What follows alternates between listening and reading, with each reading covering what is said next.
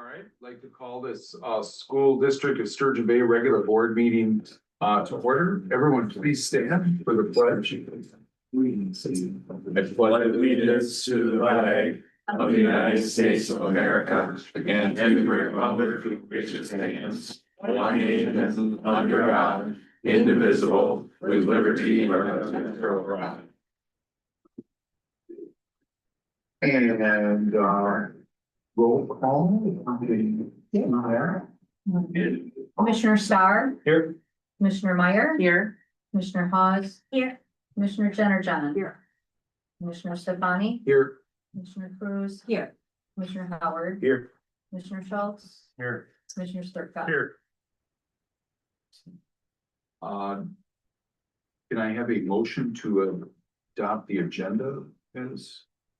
Make a motion to adopt the agenda as presented. Second. We have a motion by Commissioner John, second by Commissioner Meyer to adopt the agenda as presented. Further discussion? Hearing none, all those in favor say aye. Aye. Opposed? Motion carried. So now we are down to the student council report. Leanne, what, you have the floor. Hi everyone, I'm Maya, for those of you that don't know me. And as you guys know, we just finished up our homecoming week and it came with a lot of activities. We started our week Monday. We hosted our first annual boys volleyball tournament. So each grade got to compete and we've been practicing for a few weeks, and the girls volleyball players were each grade's coaches. And fortunately, the seniors did win. We were a little hesitant. And then that followed on Wednesday, we had our girls powder puff football game, and the seniors also won 44-0, I believe. So it was a very exciting week. And then Friday we had the parade where we got into a little bit of water trouble. And then followed by the football game with the band halftime show. And then also we have some clubs starting up. So mock trial math team are starting this November. And then also we just started our new Hope Squad Club. And so it's a nationally recognized club and it focuses on mental health and suicide awareness. And so members had to be selected and voted upon, like everyone in your grade, someone had to say something nice about you. And then the teachers went through the list. And so that is starting up, which everyone's really excited about that. And then also Service Club is organizing with help of baking club. So there will be baked goods there. Next Saturday, November 1st, we have our great pumpkin run. And it's also kids are encouraged to wear costumes. We have a half mile followed by a 5K just around town. And then the half mile is around the track. And then yes, we'll also have a bake sale fundraiser. And then we also have intramural sports starting up next week, specifically pickleball, just to have more kids who aren't in winter sport right now or just looking for some engagement. That'll give them the opportunity. And then additionally, right now we have a Help of Door County Basic Needs Drive that our GSA club is starting to run. So we have bins in our office that people can donate items to. And then lastly, this week we have our regional competitions for soccer and cross country. And I think everyone is just trying to recover from homecoming week and we don't have school Fridays, so that's all I got for you guys. You know, some questions are coming, right? So speaking of regionals, was there a regional match perhaps last night? Yes, the girls varsity volleyball team, we finished our season last night at Kiwani, first round of regionals. And it was close. Yeah, it was 4 sets. The first time we lost, except we finished second in conference and they're 6th. So we only lost to them and Oconto. And even though they got better rankings in regionals, so it was an away game and it was just, it's okay. It'll always happen. But it was a good season, like you said, you guys finished second. That's good. Coming back from last place last year to second this year, we were very happy with that. As far as the bake sale, do you know anyone involved in the baking club? I am part of the baking You are. club too. And I think on behalf of the board, we think the baking club should practice some of the baking. And you know someone who likes to eat the things you bake. Oh, So, do I? Yes. I just do. saying. And then on the powder puff side, so like who maybe scored some touchdowns for the seniors? We had 3 people that scored touchdowns. Myself and Regan Caston, we both had 3 each. And then Kennedy Water Street had 1. Oh, yes. See, all right. And student, no one could do anything about the wind, right, but with the bonfire, but I think the high school has a plan for that. Yes, it is this Thursday at 6 p.m. before the 6 p.m. before the boys regional game. If you're coming to soccer tomorrow and you come a little early, you can also catch some of the bonfires since that couldn't happen last week. I have a question. The fun run, is that open to just high schoolers or 4K through 12? It's open to the whole community. The public, it's not So, just kids. If you see the Okay. flyers we have around here, but I've also put flyers all around town, and anyone is welcome. We just scan a QR code and you just sign up online. Very good. I can make sure you get a sign. Don't look at me, I'm Yeah, yeah. asking for the kids. Okay, all right, It's all just about check. the kids. Does anybody else have a question for Maya and student council tonight? All right, looks like you get the rest of the night now. Thank you. Enjoy. Thank you. Thanks for coming. Thanks, Maya, good job. Next is the public comment section. I don't know if anyone is gonna come up to address the board. Anyone? So, all right, I'm going to move along then. Then we are to the public, we're to the recognition portion of the evening. We have some people to recognize. Excellent. All right, we have the admin team. I think Principal DeVillers, you're gonna help us cover. So we have the Rock the Dock crew. Supportive of many different things. Come on down to the front. We've got some stuff for you. Principal DeVillers is gonna cover a few words, and then I'm gonna take a picture for Facebook. So I will make sure at least one of you give the thumbs up for this so I don't get in trouble. Hello.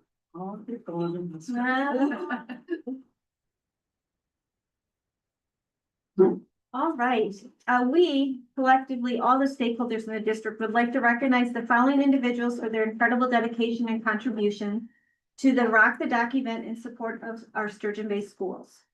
Please stand forward when your name. Jane Steffen, Miranda Etchison, Nikki Rankin, Mercedes Watkins, Brenna LeClaire, and Carrie Trinago. Your time, energy, and commitment were instrumental to the success of this community event. Through your hard work, you made a long-lasting impact by supporting meaningful projects that enhance student learning, as well as helping bring our community together. Thank you very much for making a difference in the lives of our students, their families, and in strengthening our community as a whole. Thank you.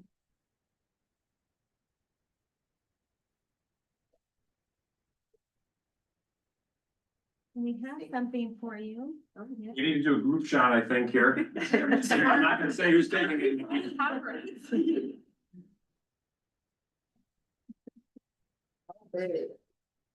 Yeah.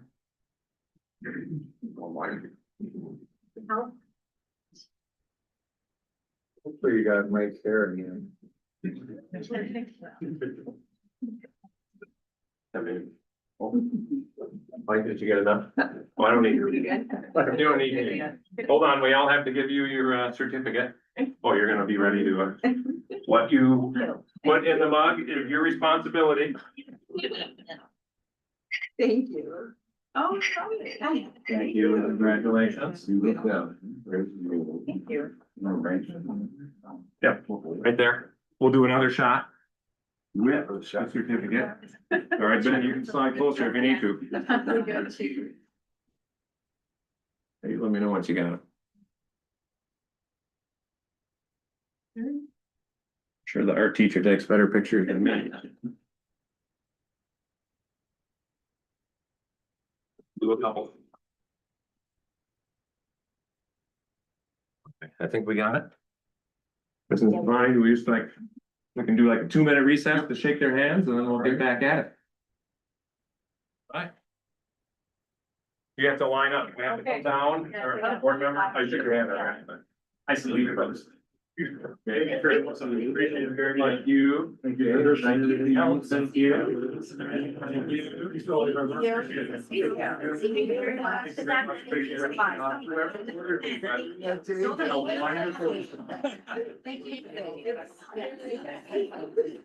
I think the next right way, whether you decide to whether you give us whoever did. Someday, if we ever can do other bands. Oh. We can always send them up. Yeah. There is, but you give it to me. Oh, yes. Thank you. All right. Good to see you. Oh, yeah. Brenda has what you need for your. Thank you. Copy that, okay. Then I'll drop it there. Thank you. Yep, okay, thank you. Can I give like just a quick little Yes. spiel? We just wanted to make an announcement this year. Well, thank you so much for recognizing this amazing group. We've all become such great buddies over this that it's actually been fun to do this now. I don't know, I'm speaking for myself, but we look forward to getting together, and this is the passion that we have for this event. I think it's helping to spread through the community, and we just want to thank everyone. Most importantly, this year, our first year we raised just over 15,000. Our second year was just over 18,000, and this year was over $27,000. Wow. It's like, I'll spread here. So with that, we have, next week I'll be sending out the email for our next round of mini grants. We'll be able to give out 40 different grants at $250 each, so $10,000. We've made a donation to the auditorium for $5,500, so we're really proud of ourselves for that one. And then there was also $500 that was given to Sawyer, Sunrise, and Walker for their participation with our runners at our event. So we've asked that they use that money in a fun way within their school. So we want to thank everybody, and hopefully we'll all see you at Rock the Dock. Thank you, Jane. Thank you. Thank you. Yeah. Thanks, everybody. And while you're welcome to stay, I hope you have something more exciting.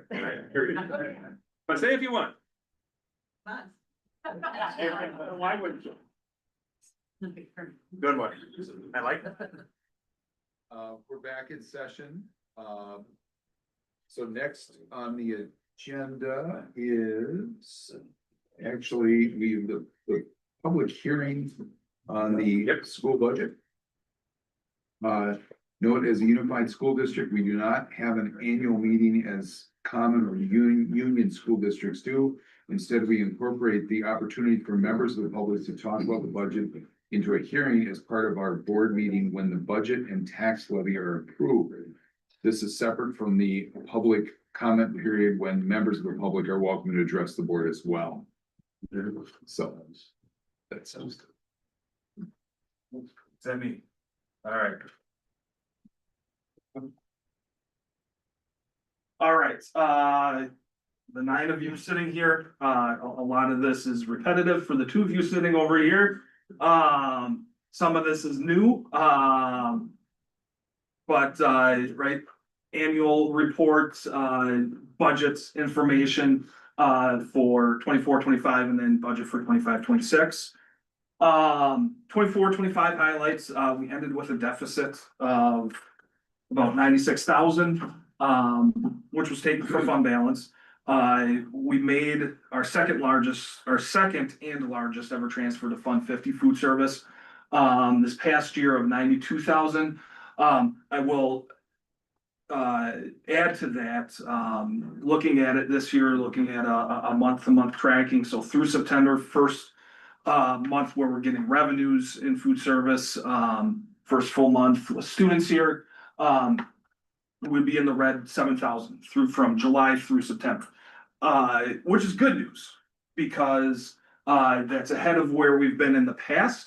And if we take, right, that includes some summer payrolls, right? Director Spooty gets paid 12 months out of the year.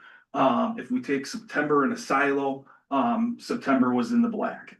So early but encouraging news there. I know Director Spoody's also working with Hatco. They're looking to donate some products. And so hopefully we'll hear more about that soon.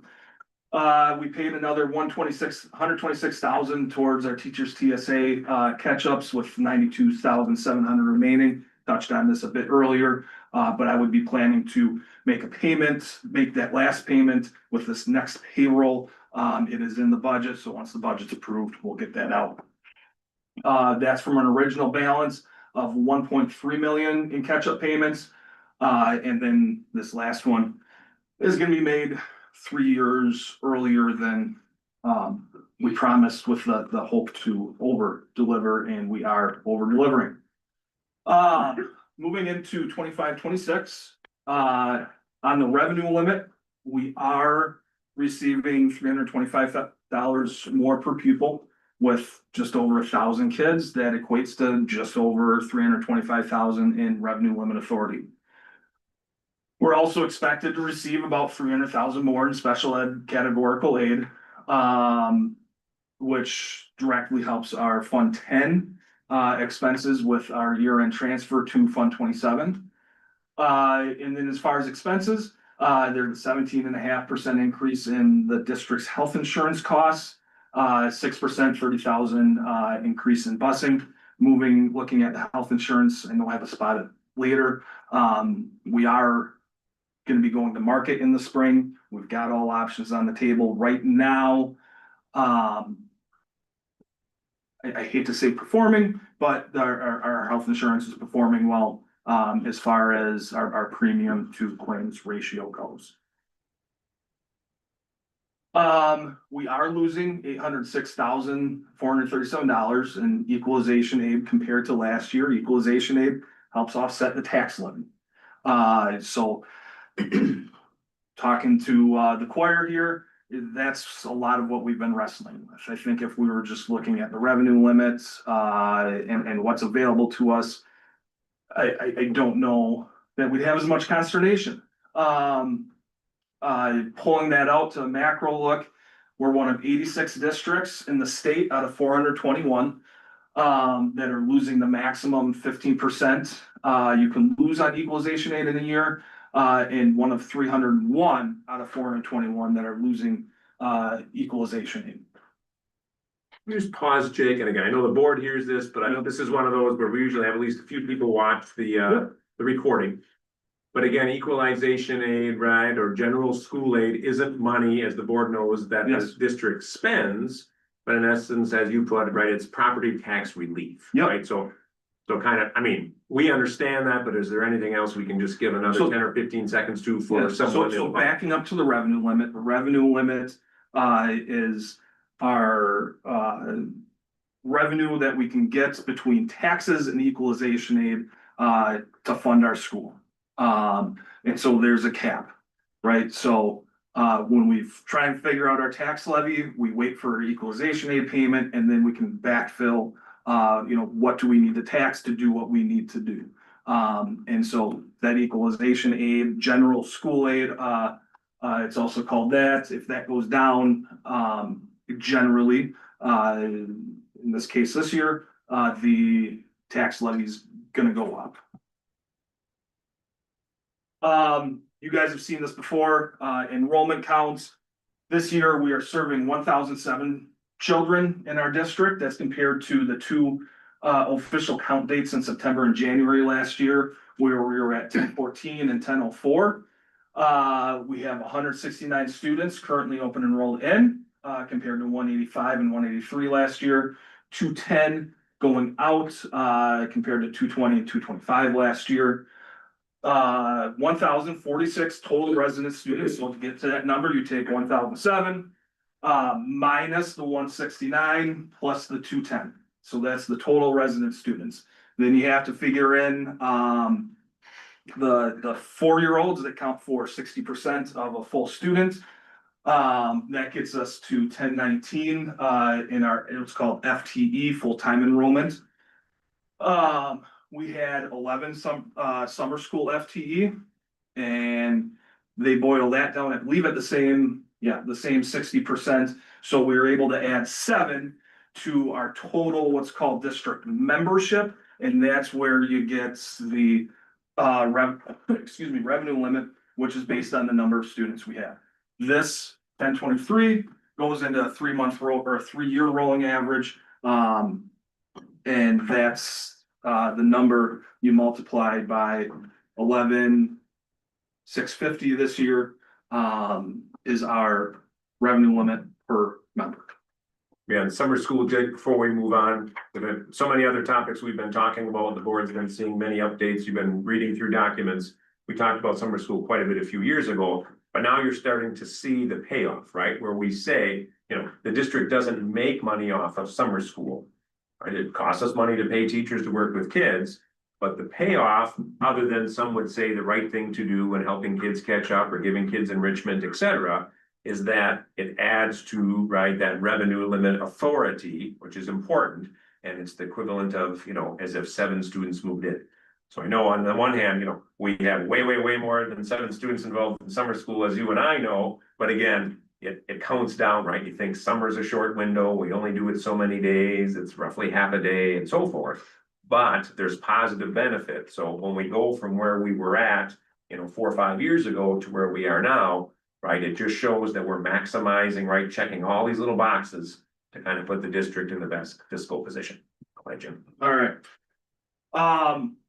Perhaps not bigger picture, but boiling in on the enrollment and our expenses with students going elsewhere. This year, we have 27.2 students receiving private school vouchers. The 0.2, again, you go to the 4K at 60% of a full-time students. That's where you get the 0.2. Off the top of my head, couldn't tell you how we ended up with 0.5 last year, but we did. That's 1 high school student compared to 1 last year, and 26.2 elementary students compared to 26.5 last year. So relatively flat on the enrollment front. With the increase, vouchers are also paid for on a per pupil basis. The state increased that amount per pupil. So that's where our voucher expense increase is going up by about 14,000 this year. In all, our deficit to other schools continues to be large. Total about 2.6 million to other schools for projected $868,000 deficit this year. Our enrollment trend, this is more about looks at open enrollment. We like the red number on top, or the red line on top. I've had this the past number of years, just updated it. When the red line is on top, our district membership, not enrollment, is higher than our enrollment. That means we have more students coming in than going out. A different look at the change from open enrollment, let's say deficits. Our positive open enrollment flipped to negative open enrollment over the years. Appears to be going down this year. We were in the same spot at this point last year, and we had a number of families move between districts. Change enrollments, I should add, between districts, and it ended up on third Friday that we were more negative, or excuse me, the January count, that we were more negative than we were at the beginning of the year. So tentatively optimistic at this point about that number this year, getting better. We'll wait till January to see if it's still good. Moving into demographics, again, I've included looks like this the past number of years. New analytics company, so it looks different. I don't expect you to remember what it looked like 12 months ago. But as you can see, we do have some slight, while we remain mostly white, we do have some new demographics moving in, and we're under 75% white student ethnicity.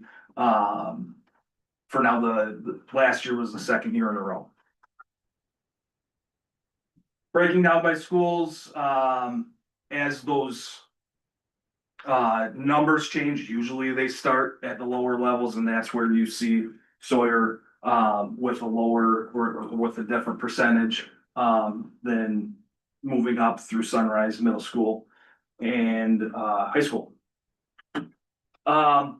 Economically disadvantaged. I know this is a lot of times a talking point that surprises people.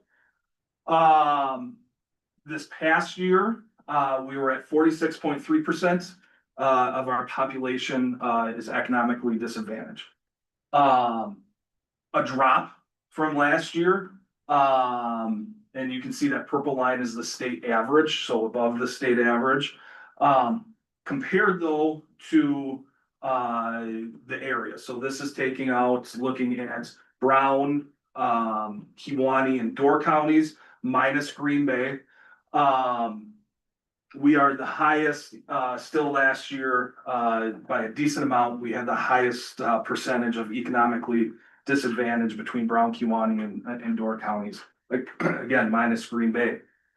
Algoma consistently is number 2 in that look. Again, a different analytic this year or look at it. And I apologize, I don't have control over the color of the bars, but this middle bar is looking at English language learners. You can see our percent is right up there at the top, about tied with Sevastopol. And right, we looked at this year as we took a elementary classroom teacher position and moved that position through a resignation and new hire into an EL coordinator this year. And then that third bar on the right is looking at students with disabilities. Not the highest there, but definitely I'd say top third as far as student population. Digging into the budget now, this is all funds revenue minus, sorry, I gotta catch myself up here. All funds revenue minus interfund transfers. If the reason I do that, interfund transfers, that's revenue we already receive, usually to Fund 10, our general fund, that then gets transferred to, say, usually Fund 27 is the big one. Last year, Fund 50. So I exclude those transfers because that's recording revenue twice.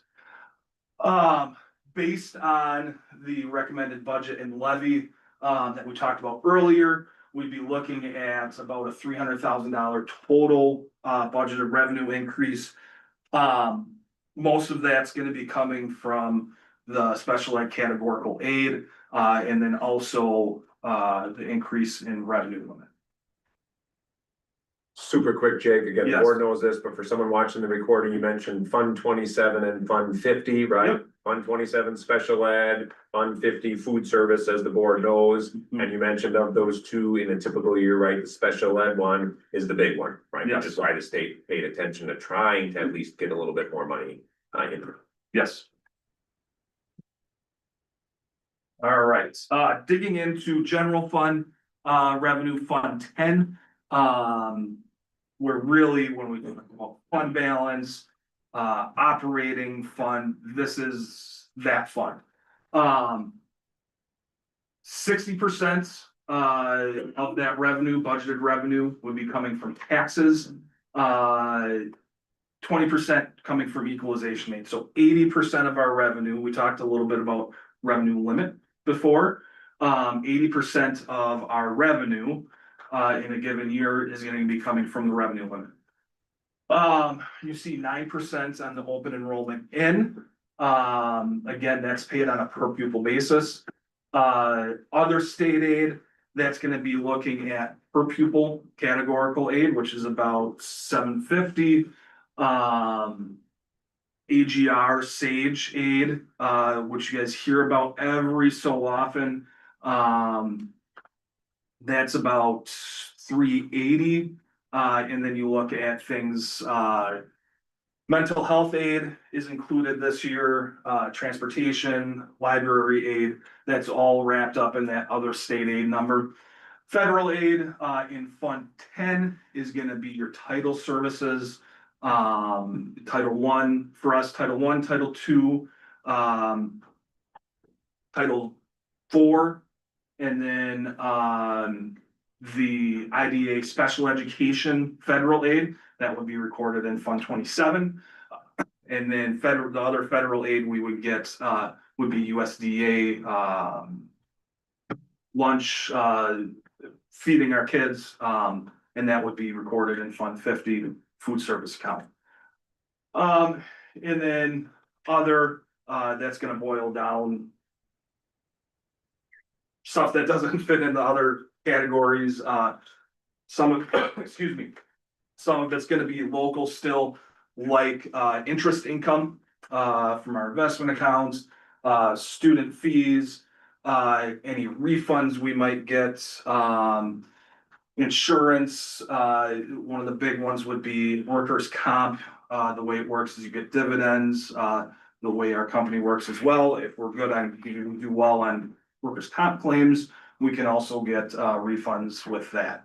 So that's the big picture look at Fund 10 revenues. Combining, Fund 10 and Fund 27, our general fund and our special education fund, where we're servicing all our students, right? We're looking at a roughly $200,000, $150,000 increase year over year. 71% of that is going to our people, salaries and benefits. 22% purchase services.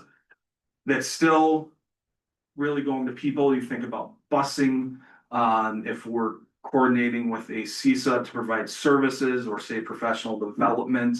Some of that's also gonna include maintenance stuff where we're working, say, with Eagle Mechanical, septic maintenance, HVAC, plumbing stuff.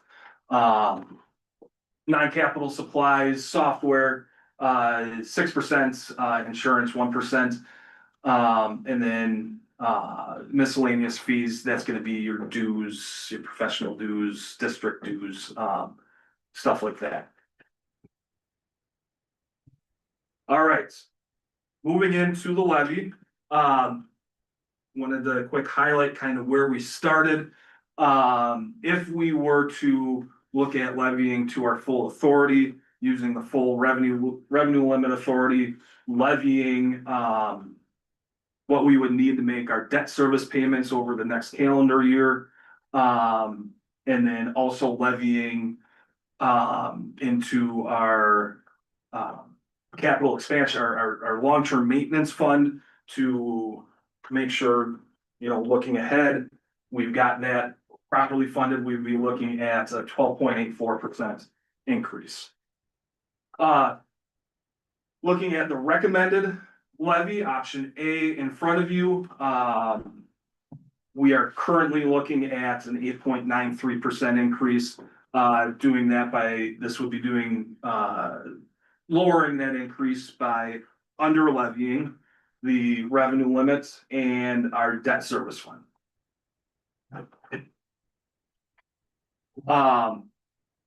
Again, pulling out a little bit, looking at what this means for, say, individuals, what this means for mill rates in our community, the equalized property value for our district. A line graph here, looking at those rates really, or the values have really exploded over the last number of years. I think all of you are residents of Sturgeon Bay and have seen that reflected in your assessed property values going up this year. At this point, I think at least for the next couple of years with TID2 closing, that's downtown minus the west waterfront, I expect that to continue at least for the next couple of years. The big side note on this is a big part of equalization aid as well, right? Equalization aid is figured, the three big parts are property value per student. Excuse me, the two big local parts, the property value per student and how much we spend shared costs per student. And then there's external factors, the way the states funding the equalization aid pot and the way other districts spend or their share costs, how those go. So this plays a big part of that. And as that goes up, obviously our per student equalized value goes up as well. And so the state looks at us as more property rich, and says you don't need as much equalization aid. Going back to just looking at the levy, again, this reflects the recommended levy over the last number of years. Unfortunately, seeing it go up, perhaps not as much as it could have been. The recommended levy would be a $7.19 mill rate. I know we do not like pushing that out there. People do ask about that. I include that. This is, again, chart looking at the historical mill rates. It is the lowest it's been since 1984. I think I mentioned that a little bit later. Again, I'm not sure with the levy going up, how indicative that is of what people are paying, but it's what they pay per $1,000 of property value. All right, again, recommended levy is set to only increase 8.9%. Most of that's being driven by the $800,000 decline in equalization aid. And this would be the second year in a row we'll be seeing an increase in the tax levy after 4 years of working to decrease the tax levy. Based on published levy recommendations, just looking at comparing a little bit, we have the second lowest levy in the county. We've been the lowest since 2020. Sevastopol looks like they're staying the same. They're approving their levy tonight as well. They're staying the same as last year. And then Gibraltar looks to be going slightly up, Southern North slightly down. We are the only district in the county that is not funding or levying into Fund 80. I mentioned that. We use Fund 80 very little. In fact, at this point, the only thing we used it for last year was for our adult community ed classes, which happen midwinter, January, February, and to record the revenues and expenses for our friends of Sturgeon Bay, Rock the Dock. So that's what we've used it for the last number of years. And we are not levying, and we're the only ones that don't levy into that. That does not require any voter approval. And that's why I say 8 years ago, we stopped doing Fund 80 because we were levying at a spot where we didn't have voter approval and did not feel that was the correct thing to do. I also want to point out, from what I can tell, with a small exception in Gibraltar, we're the only district that are going to be under levying. I believe all 3 districts are over levying their debt fund, levying to their revenue limit. Gibraltar, based on what was published, would be under levying revenue limit by about 15,000. So I'm not sure if that's intentional or more of a mistake, or the late data coming in. Looking ahead, in the state budget, $0 being added to the equalization aid pot statewide. That does not spell good fortunes for our tax levy next year. So there, as you guys said earlier, a lot of work ahead of us to try and keep the levy low as possible. And then, again, I mentioned the health insurance earlier. We are set to go out to market this spring. When I say all options are on the table, right, you think of your health insurance companies. Right now we're with Prevea 360, big one out there, United Healthcare. Those are all fully funded. We pay the company and they do all the insurance stuff. Another option would be self-insured. And you guys will be hearing more about that, I'm sure, as that becomes potentially a more realistic possibility between now and the spring. With that, any questions?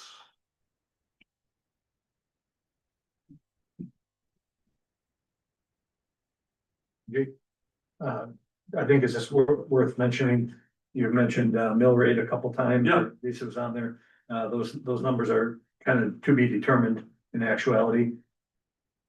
Yeah, the final number, the equalized value for the district is set, right?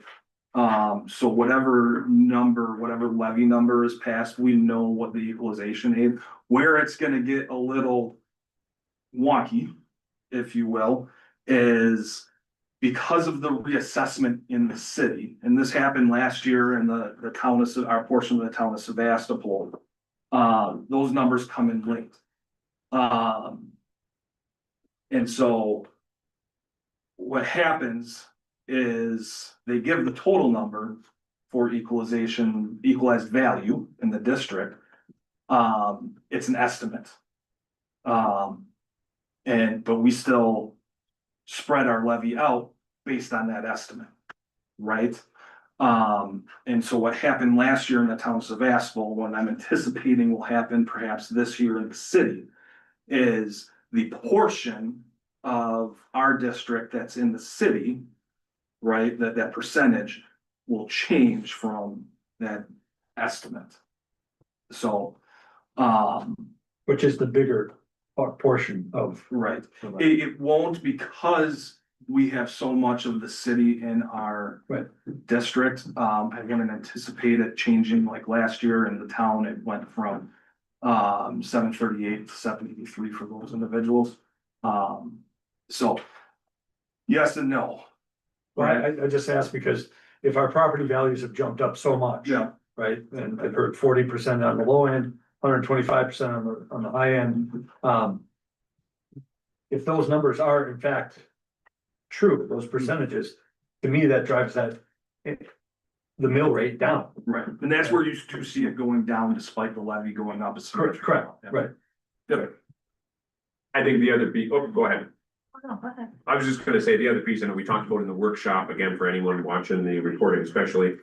Right, we talked about how with the mill rate, we try to talk about it as a projection, or I think estimate, was the word you just used, right? Since we know a full calculation goes beyond the control of this body, right? Where we can use the numbers we know, and Jake gave a great example from a year ago that's likely to repeat itself in a different scale.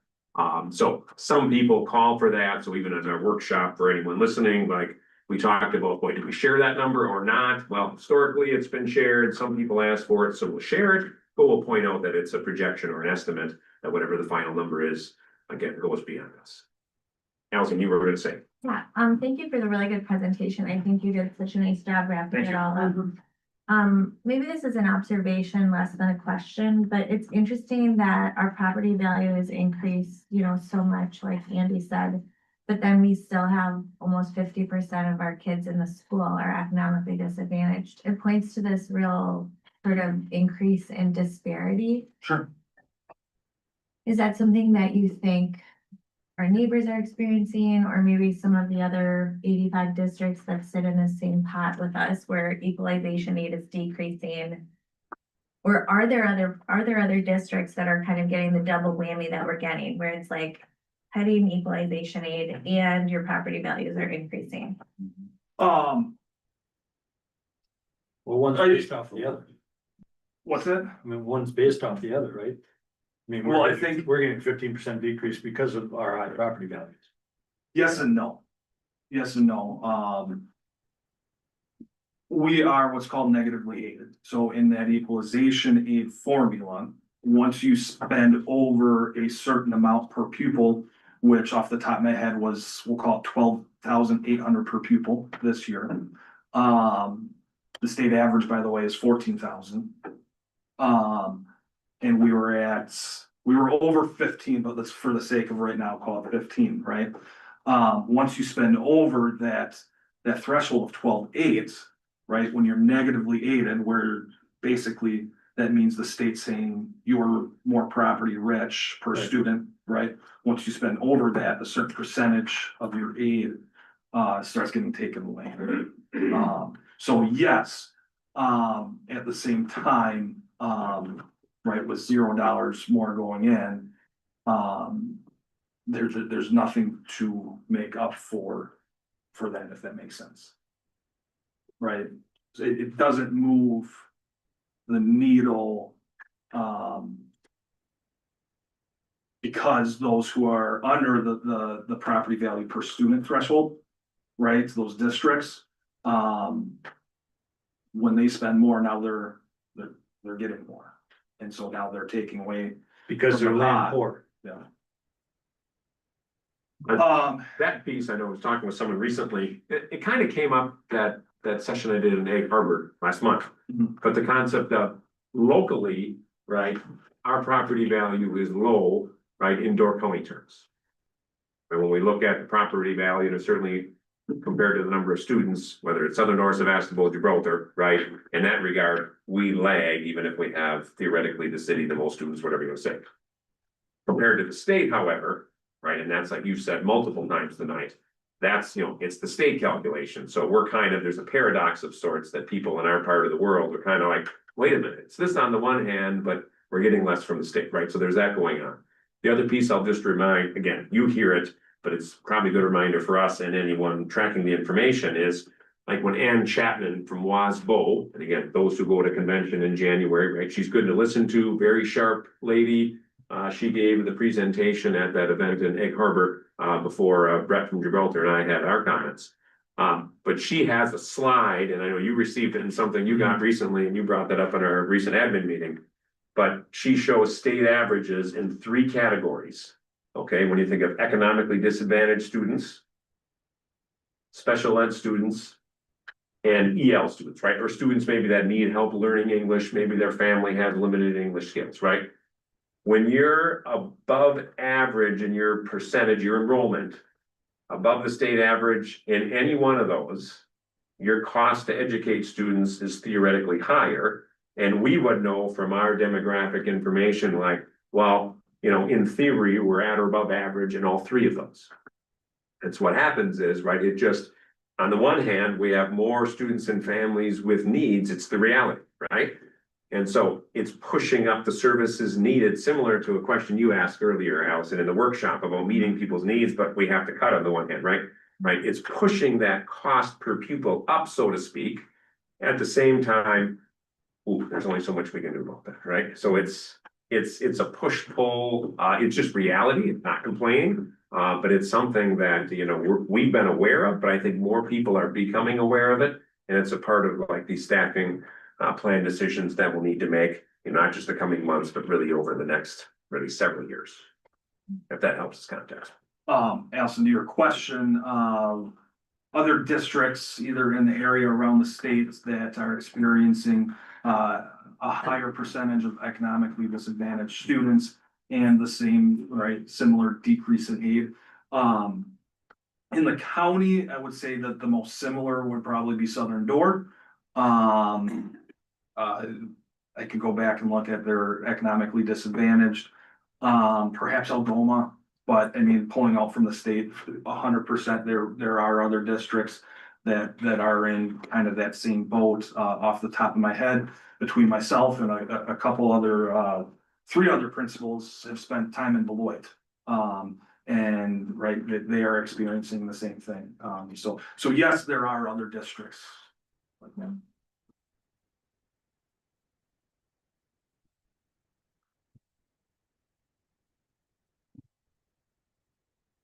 We'll hear more from Jake tonight, but that's the main presentation in addition to what he walked us through in the pre-meeting. Otherwise, thank you, Jake. Mike, you've got, I know the note is a part of the hearing that Jake was about to briefly. After Jake's presentations, I'm just gonna ask if anyone in the audience wants to make any comments or about the budget as part of this public hearing. So Anyone? No, no. All right, I think we are now down to the consent agenda. So, I will discuss that. So the consent agenda consists of approving the meeting minutes from September 17th of 2025, regular Board of Education meeting, and the October 1st, 2025 board learning session. Also approve September bills that were in your packet, accept grants and donations. And I'm going to, those are as follows. Two $25 gift cards from Sunny's for staff recognition. Raybrook grant received for esports team expansion. A Raybrook grant received for the Neville Museum trip. $250 from the Raven Insurance and Financial Services for the football team. $1,200 from the Sturgeon Bay Booster Club for replacing seat covers on the weight room equipment. $5.47 from Sunrise Students fundraising for the Sawyer Playground. That is River Santee and Willow Santee. So I'm looking where there she is here, principal.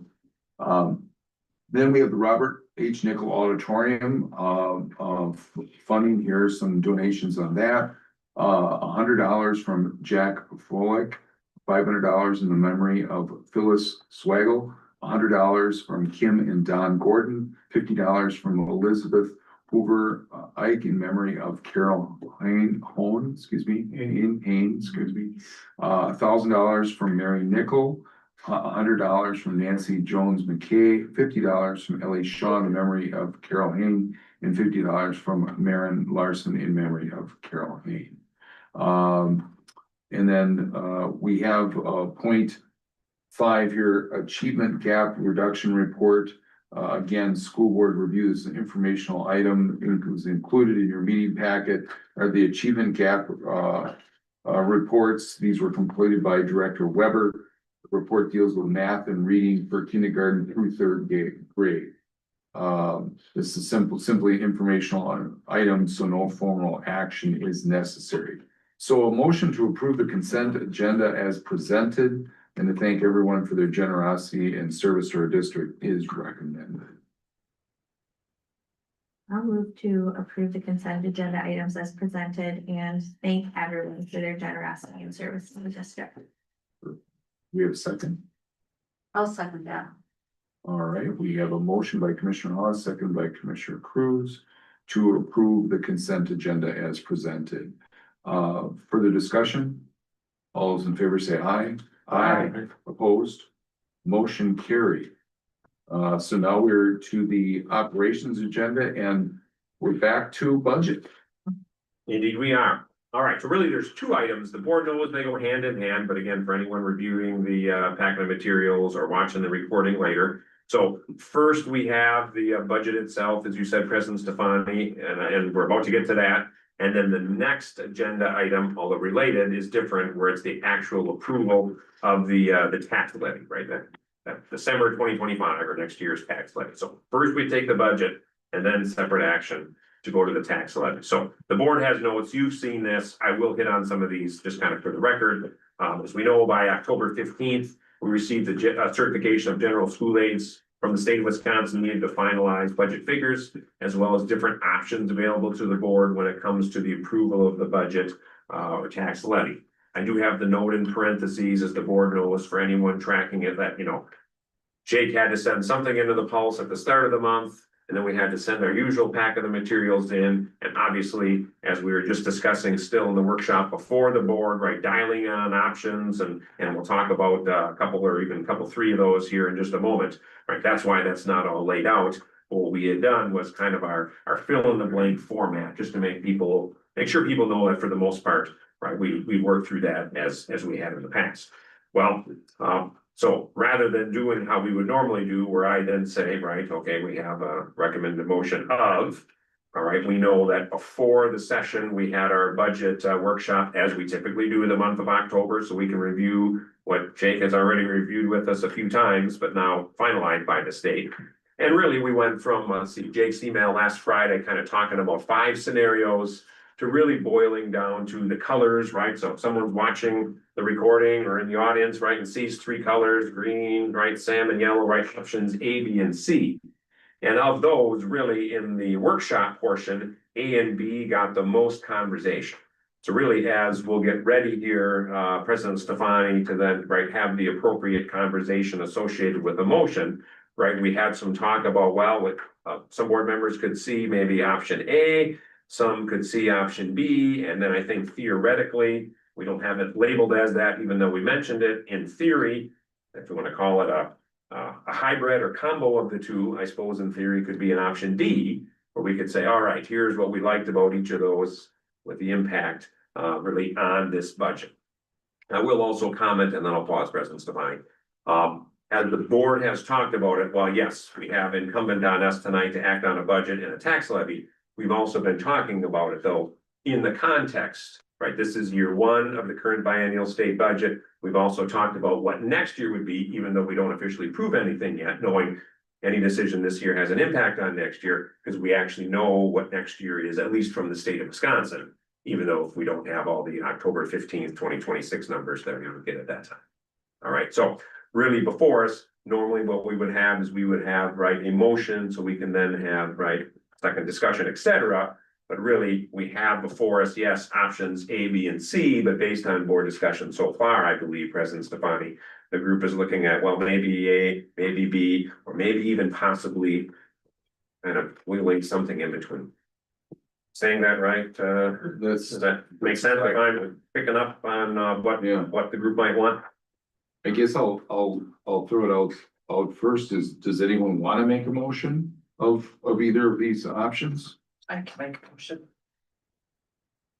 I'll make a motion to approve the budget as presented in option A, including $1,020,822 increase of 8.93% of the levy as compared to last year. A Fund 39 levy of $596,675. Fund 41 levy of $1,000 and a total under levy of $450,000. I'll second. We have a motion by Commissioner Jenner-John, seconded by Commissioner Starr to approve the budget as presented in option A, including a $1,020,822 increase, which is increase of 8.93% of the levy as compared to last year.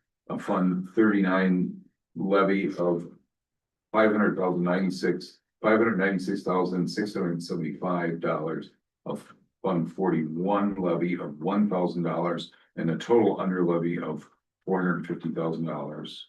Recommended. So we have a motion, second, further discussion. I assume there's gonna be further discussion, so. I'll kick it off. I'm just gonna take this step. In between meetings, I had three of you approach me and say, is there a sort of option D? As Dan was saying, in between option A and option B, what could that look like? I apologize for the crudeness here, trying to throw this, put this together kind of, while everything else was going on in between my presentations. What this would look like, taking a little bit of B, taking a little bit of A, right? So starting off of, I'll talk off of, A. We would be under levying by an additional 100,000 into Fund 10 under our revenue limit.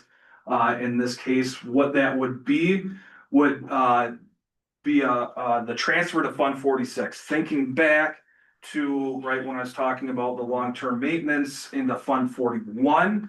Originally, if you remember that original levy where we started was $250 on October 1st. I talked about, okay, we can take that down to 100,000, under levy by 100,000, move 50 over to Fund 10.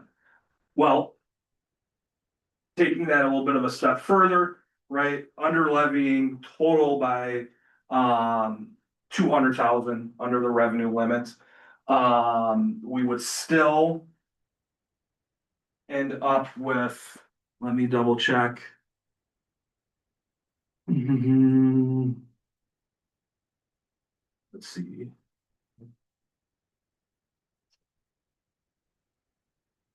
Revenues, I'm just gonna say this out loud, so somebody double check my math. Revenues, total revenues at 19.617.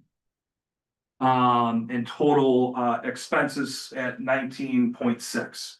And so you would still be able to levy some transfer some, plan for a transfer into Fund 46. Have a little bit of cushion there. And then additionally, taking the additional, I'll call it $100,000 additional $100,000 under levy into the debt service fund. That was an option B, moving that over.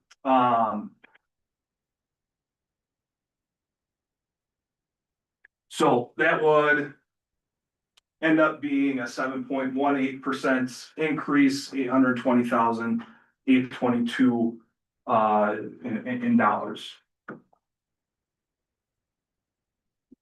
Could you just say those numbers maybe one more time as people are? A total under levy of 820, 822. And if we're figuring that this is kind of where we're gonna land, perhaps with Dan and Mike's blessing, I can update. I think I already have the option sheet and the budget. But $820,822 total increase. Percentage increase would be 7.18%.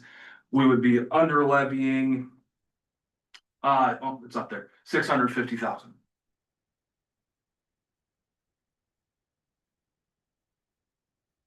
Okay, I just think that we do so much work, like have our summer school, try to get our enrollment numbers up so that we can increase the revenue limit. And then now we're going to under levy. We're the only school in Door County, or only district in Door County that, you know, is not levying or meeting, going to our full authority. And I think we still have to do hard work, like you talked about, Jake, during our meeting, but I'm still a fan of option A, because I think it just gives us a little bit more wiggle room, and I think it sets us up into a better position for the referendum. I think that and I'm not sure if those minutes will be public from our budget meeting that we had before this, but you know, we spent a good amount of time discussing the options, as well as going back to our learning session at the beginning of the month. And I feel like we had some pretty good consensus after the discussion. So I would, President, whenever you're ready, I would be ready to call a question. Okay. The only, right, the under levy. I would add on to that a little bit. We're also the only district in the county that has an increasing operational. Correct me if I'm wrong on Sevastopol on that, Dan. This is the first year anyway. Yeah, I don't know that they've stepped it, right? I mean, that's what we've always talked about and makes sense to the people I usually talk with. But yeah, I think some of the others have gone. But we have that, either way, we do have that step operational referendum, which went up $200,000 this year. So whether you call not taking that or not taking the $325 per student, I guess tit for tat. I know we asked to call the question, but may I ask another question? We're still until we have the question called. You can, yes, this is your discussion. So earlier in your slides, Yeah, we ended with a $96,000 deficit on option B. in the previous year. Right, that we had to. Oh, yeah. We had to go and back fund the food program. Where does that deficit get pulled from? Are those? So that would be- Are those extra dollars that we didn't spend because we were thrifty or we're whatever? Or is it? So that comes from fund balance. I mean, fund balance, I guess, yes, you could say builds, because we're not spending dollars, but what fund balance is, as it's reported, with our annual reports, is it's a snapshot of our, assets on June 30th. And so that's gonna include or excuse me, our equity. So that's gonna include our cash, our accounts receivable, Okay. minus liabilities. So what that does is, if you recall, we get our last, big tax payment, or we got our last tax payment of the year, by August 20th. For the second half. Yeah. Right, last third, but, and then from August 20th to the first Monday in December, we don't get any, except for like $200,000, maybe in special ed categorical aid, we get no noteworthy revenues. First, Monday in December, we get 25% of our estimated equalization aid. Cause, so to me, we don't see that deficit coming until we know, right, until we record it at the end, like, so you're comfortable with all of these plans, right? And to understand that we might have another Right. unforeseen deficit that we can pull from these places. I will say this does include, like I said, an $80,000 transfer to Fund 46. Now, that would take place at the end of the year. Sure. Right, so, Yeah, right. you wait till the end. I guess in any budgets, right, you can move, divert funds as needed. I think that's probably the most obvious one. Sure. The point of making. And you have all those built in, but we don't see those small line items. Right. What's And happening? I'm not over saying that time- you're creating these, I don't even want to say the words, but Right. it's built in, so we have these safety nets. Well, he talks right about making conservative estimates. Yes. Right, on whether it's in the maintenance bucket or whatever it is. I think what's happening over time, all I was gonna do is add Commissioner Spricka to, I think the point you're making is, we're tightening and shrinking some of kind of what could be in maintenance to move around, just as we're doing our best to squeeze this down. But I think most people probably get that, but I just wanted to say. Thank you. Okay, I think we're at the point where we should call a question on this, and I think it should be a roll call vote. She's got her worksheet, I'll get ready to go there. So we have a motion and a second That's not there. Actually. for option A. All right, I'm just reminding everybody where we were at. sounds good. Wanna go ahead and Brenda, we can go by each person and then yay, and just so everyone's clear, right, sometimes as we have discussion, right, yay would be in favor of the motion made, which is option A. Nay would be no and continue the conversation. Correct. Okay. Commissioner Starr, Yeah. Commissioner Meyer, Yay. Commissioner Hawes. Yay. Commissioner Jenner John, Yay. Commissioner Stefani, Yeah. Commissioner Cruz. Yay. Commissioner Howard, Yeah. Commissioner Schultz, Nay. Commissioner Spricka. Yes.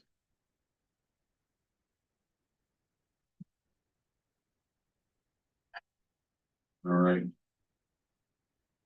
So motion has passed for option A. So now we are down to the approve the tax levy based on that motion. So can I have a motion for the tax levy, which should be, is right on your green sheet there? Yeah, what's it? Which is, I can read it. Yeah, go ahead. So, okay, so going with then point 3 off of this one, motion to approve tax levy as presented in the budget adoption. Document for a general fund levy of $11,858,828. Was this a 16 cents or? No, okay, just making sure, sorry, didn't wanna miss it if it was.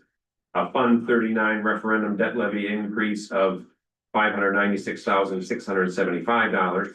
And a Fund 41 capital expansion levy of $1,000 for a total levy of $12,456,503 is recommended. I'll make a motion to accept the tax levy as presented. Do we have a second? Okay. We have Commissioner Starr made the motion. And and Commissioner Jenner John seconded this motion, and I'm going to read it. A motion to approve the tax levy is presented in the budget adoption document for the general fund levy of $11,858,828 and a Fund 39 referendum debt levy of $596,675 and a Fund 41 capital expansion fund levy of $1,000 for a total levy of $12,456,503. Further discussion? All those, I think we should do a Roll call. roll call on this one too. Commissioner Starr, Aye. Commissioner Meyer, Yay. Commissioner Hawes, yay, Commissioner Jenner John, Aye. Commissioner Stefani, Yay. Commissioner Cruz, Yay. Commissioner Howard, Yay. Commissioner Schultz, Nay. Commissioner Strickland. Yes. All right, motion carried for that debt. For that levy, excuse me. So now we are down to 0.4, which is improved future associates. There we go. And if it's okay, President Stefani, right, as we move from 2 and 3 to 4, I think for the public tracking this, right, this is, those items get quite a bit of discussion, higher level of stress than many of the decisions made. And I think what was said and by consensus, I believe, right, President Stefani, in the workshop, the thought about, well, there's plenty of work to do regardless which option gets approved tonight as far as budget and levy and what the impact then is for next year or years from now with enrollment and whatnot. So the administration will continue to work on that, communicate with the board accordingly. All right, so we have one associate up for us tonight under this item number 4, listed as 4A, Tegan Lintz. This would be a special education teacher associate position. Director of Special Education Pupil Services, Lindsay Ferry, and Principal Mark Smallin are pleased to recommend Tegan Lintz for a position of Special Education Teacher Associate in the middle school. Tegan has experience working with students with disabilities in a variety of settings, as well as caring for elderly patients as a CNA. Tegan will make an impact working with the 6th grade team, TJ Walker Middle School. So a motion to approve Tegan Lintz as a Special Education Teacher Associate is recommended.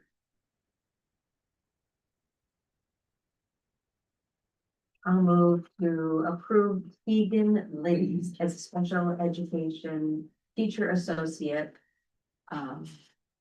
For the 25-26 school year at TJ Walker Middle School. Second. We have a motion by Commissioner Cruz, second by Commissioner Hawes to approve Tegan Lintz as a special education teacher associate. Further discussion? All those in favor say aye. Aye. Opposed? Aye. Motion. What was that? I'm opposed. Oh, okay. Motion carried. So now I do it, the next one, we have a strike. Yep. The next person. Only one teacher associate for tonight. Yep. 5A. There's some internal coverage and kind of changing in thoughts on some things. So, yeah. We can go to 5 middle school coaches. We have one for tonight. This deals with Ben Herland, who, as you know, is a PE teacher and health teacher at the middle school. Principal Mark Smallin, Athletic Director John Dupuy recommend Ben Herland as a middle school boys basketball coach. Again, Mr. Herland is a Phi Ed teacher, health teacher at the middle school. He's also coached various sports for us in the past. A motion to approve Ben Herland as a TJ Walker Middle School boys basketball coach is recommended. I'll make a motion to approve Ben Herland as boys middle school basketball coach. Second. Motion by Commissioner Jenner John, second by Commissioner Hawes to approve Ben Herland as the TJ Walker Middle School boys basketball coach. Further discussion on this? All those in favor say aye. Aye. Opposed? Motion carried. Now we have an informational update, my favorite, the calendar. I know it is, right? Board has seen this already, but again, as part of our annual really operations, we work out the timeline that strives to approve the next year's school calendar in the month of November. So parents have plenty of time to make their various vacation requests, family plans for the upcoming school year. Back in the October learning session, right, the group discussed preferences regarding a couple of calendar drafts I had prepared, plus feedback that I gathered from teacher reps at each of our 4 buildings to help zero in on a preferred approach. The way the different request items from the past and so forth fell for the year, a majority of people on the learning session night preferred what was labeled as calendar draft A. Calendar draft A reflects the following. I'm not going to read all of these to you because you've seen this multiple times, but again, would start in essence for the public and people can see more information in the packet. On Tuesday, September 1st, there would be 180 days of school, and the last day would be the, pending any extreme weather makeups, the first Friday in June, Friday, June 4th, with again, some of the other things I broke down there, which again, the group doesn't need. Calendar draft B was very similar, but a few more days during the year, which then kicked the last day of classes into that second week. I know with each year, the board members are great about saying, well, the teachers have a preference, right? It kind of depends on the building, right? Sawyer and the middle school preferred A, Sunrise preferred B, and then at the high school, it wasn't necessarily, no one organized a full survey kind of vote, but there were individual comments, which you saw in the document. So again, no board action requested. This would come up for formal approval by the board in next month's meeting. I think that's all we have there, President Stefani. All right. So then, we are down to reports. Any legislative, CISA or committee seminars reports? Anyone? All right. If I could just say thanks to everyone, and then we'll go to Jake. I was gonna say thanks to everyone that touched base with Brenda or previously and Denise on whether you could make it to convention in January or not. Right, we just wanted that ready so Ann can, do any other sign up. I saw President Stefani's reaction, so evidently I might have to hit you up after the meeting to make sure we know. So thank you for that, Jake. You were gonna The say. only legislative thing I'll mention, because we've gotten a couple of questions on it, related to food service and federal funds. Currently with the government shutdown, we have received our federal reimbursements, from our claims for September. At this point, if it continues, we would anticipate a delay in our October claims, which come in November. They are still, set aside for us, so I'm not worried about not getting those dollars. Therefore, I think very similar to the conversation we had back late January or early February about what if these programs get cut or the funding's freeze. All that does is it hits into our cash flow. I am not worried about that, at least at this point, unless something comes up where they're gonna say, we're cutting our, the federal funding for food service. Then we worry. At this point, no worry regarding that. Can I ask a follow-up question? Yeah. I heard on the radio yesterday that Wisconsin SNAP is canceled right now because of the shutdown. It will be next month. Oh, next month. So is there anything that we could do to like better service kids and families that are part of that program? I know in between everything I was doing the last, week, Jenny, Director Spooty did share a communication on that directs us, right? Because the way it works now is a lot of our free and reduced students are automatically qualified based on their various qualifications, including SNAP, what their families qualify for. We are required to continue to service free meals. In fact, there's a 30-day window from year end to year beginning where even if a family doesn't qualify into the next year, they're still required to get those free meals. So they are still receiving those free meals. As far as anything extra we could do for those students or families, I think at this point, that would come from some sort of fundraising or fundraising type effort.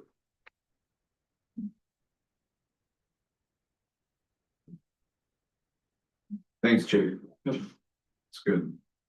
I think we're down to admin reports. Admin coming forward, and while you love their information, they know to keep it brief. It's a double meeting tonight. And the good news is, That's enough time. I'll take it. With a student council report, they take a lot of mine, so that actually helps. Just a few quick things I wanted to mention. Next week, Tuesday, October 28th, all of our sophomore students will be participating in the Manufacturing Day. That's an annual Door County event for high school students. So we're really excited for all of our sophomores to do that. As a reminder of what that is, many of our manufacturing businesses open up their doors. Students throughout Door County get to go and travel and visit them. There's numerous businesses our students this past week selected from several different choices that they might be interested in. TTX is always a great partner with us. New Industries, Renards, Marine Travel, HACO, Door County Candle, and Cantieri.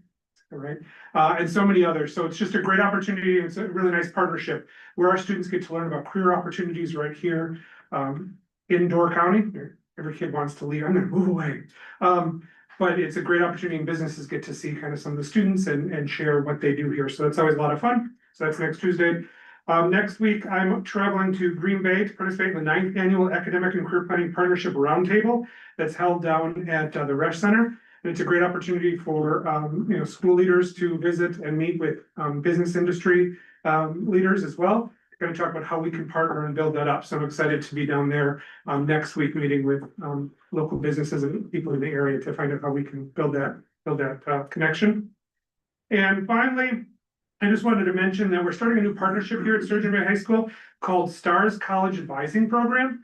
And we're really excited about the STARS College Advising Program as a partnership that connects high schools with dedicated college advisors and really helps them plan their life after graduation.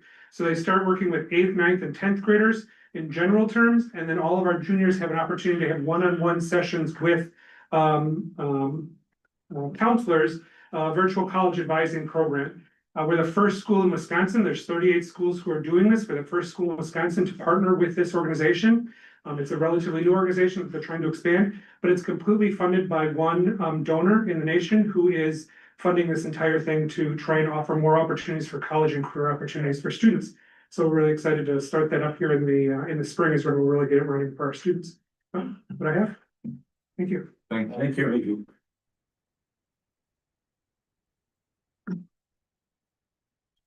Comes Mr. Small. This most fun, you gotta pick it up. Small and one. Get yourself loose back there, stretch out, be ready. Tightened up back. Don't pull a hammy or something though. Lost the bike. I just want to share with you all last weekend, Stephen Jacobson, our 6th grade world geography teacher. He was one of 3 teachers who were in the 2025 National Council of Geography Education K-12 Distinguished Teachers of the Year Award in Omaha, Nebraska. So that's our first national teacher award, I believe, in our school. So hats off to him. That's big, right? Great. So thank him. That's a great job. Quick brag on Brittany Greenfield, our social worker.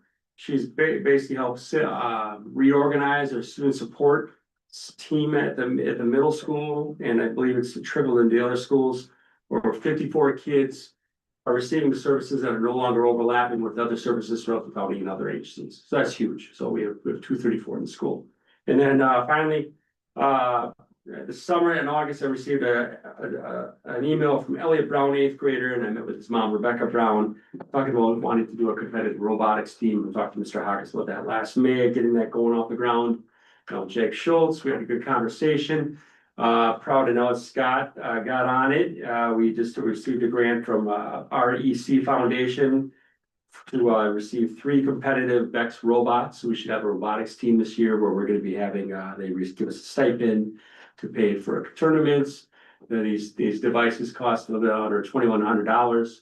We're hoping to still go after about at least 3 more, and then talking about another piece that would work well as kids age into going to the 8th, 9th grade. That would be a great connection for the manufacturer. It's all part of the next program. So stay tuned for more. Thank you. Thanks, Mark.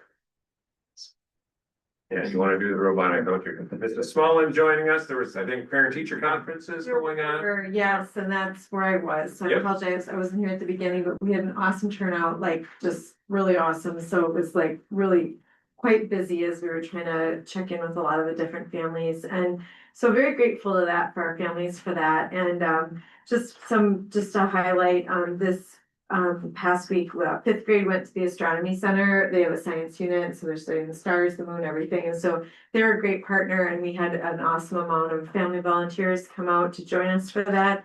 And then in addition, this week, the third graders went to the new zoo in Green Bay. It's their animal unit for CKLA. They do a scavenger hunt, and a lot of parent volunteers came to that too. So I just shout out to our families. It's just and to the staff for organizing those really hands-on field trips, that great learning, and that we had such great participation. So that's all I have tonight. That was good. Thank you, Mrs. Smollett.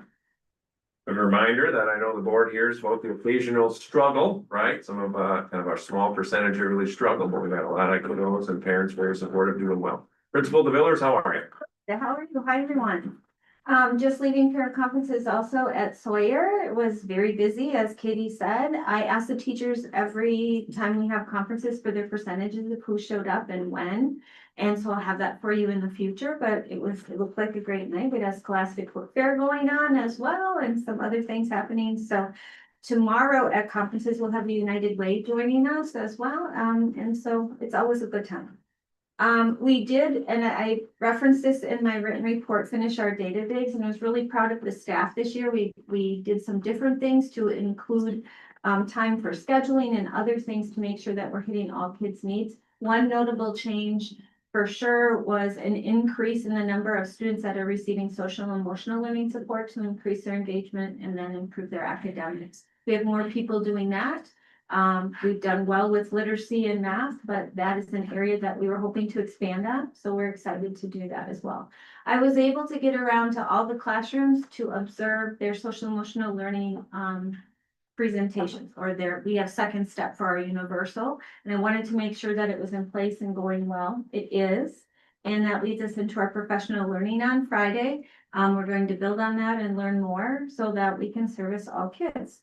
Lastly, if you're interested, we have a big event on Halloween coming up. We have our parade, but we also have a race, and we've never had one before. So you will see grade levels competing against each other in costumes that are blown up, and it should be very exciting. Watch for it if you can't make it on social media. It's a big, big deal. And our 4K, as always, go to Cardinal Ridge to go trick-or-treating, which is a really cool thing for them. So that's happening. Thank you. Thank you, Katie. Appreciate it. Like Lindsay's coming on down next. Jen and I were arguing about what inflatable costume we could wear to participate. Keep me out of it. Just one quick update, or just a reminder, our students have been taking the SABRS screener. The SABRS screener is what we use in the district as our mental health screener.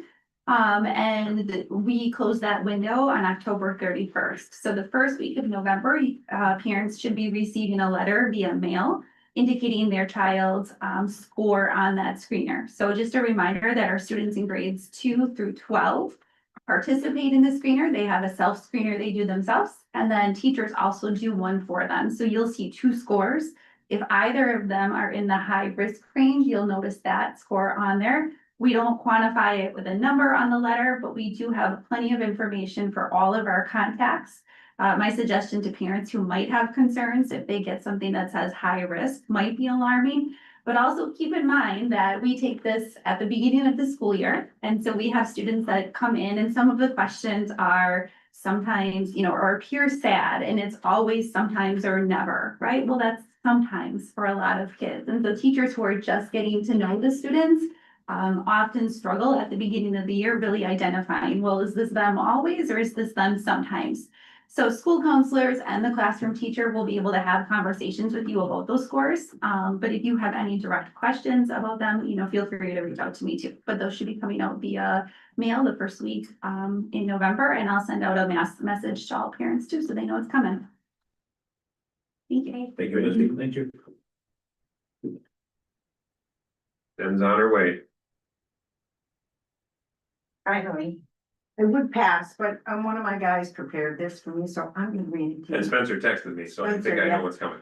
Spencer Gustafson, my technical support specialist and social media and auditorium manager. Okay. He says, here's an updated version for me to share with the school board, and he said, I wrote it so that it would sound like your voice. I'd like to recognize our Sturgeon-based school staff for continuing to send in social media content to Spencer Gustafson. After Spencer's recent email asking for more stories highlighting academics, classroom fun, and daily activities, we saw a big increase in submissions to the social media inbox. Spencer has been focusing on using Instagram as a space for updating students and Facebook for storytelling and updates for our broader community. Over the past month, Instagram alone reached more than 100,000 views, over 200% higher than the same time last year. And our Facebook page reached nearly 300,000 views with 6,000 direct visits. A direct visit means someone searched, typed in, or selected our page specifically to read updates and content, which shows strong community interest and loyalty. These are exciting numbers that show our community is engaged and proud of what's happening in our schools. Spencer encourages board members and staff to keep sending ideas and stories to socialmedia@sbsdmail.net. The response has been outstanding. He says, hold for applause. Then he says, thank you, Spencer Jacobson. Thank you, Ted. Thank you.